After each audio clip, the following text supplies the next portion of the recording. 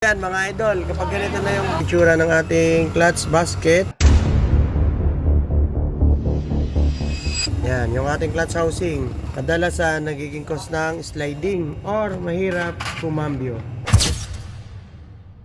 Kasi itong ating clutch lining ay naglalak dyan. Hindi siya nagdi-disengage at nag-i-engage ng mas mabilis. Kasi kumakalso yung ating clutch lining dito. Diba? Huwag nyo napansin yung kamay ko, medyo madumi. Mekaniko eh. Yan. Pero may paraan yan, mga idol. May solusyon dyan, para hindi tayo bumili ng clutch housing. Hahasain natin to.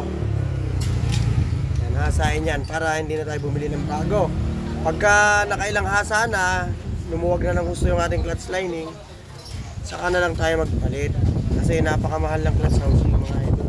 Since ano pa naman to, hindi pa masyadong maluwag, kaya pa yan, nahasain lang ng konti. So yan, papakita ko sa inyo paano paghahasain yan.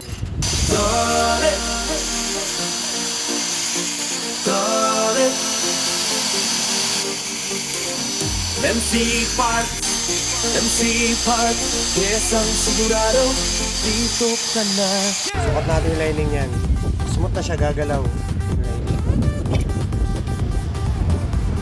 Yan, kailangan yung collar na yan nasa loob, mas mahaba yan. Naka-osli dapat yan. Yan.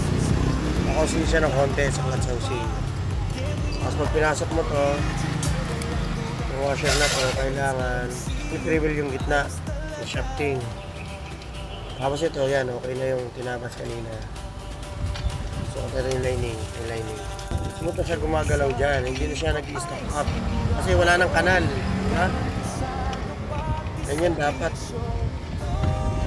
Okay, good na yan. Alright,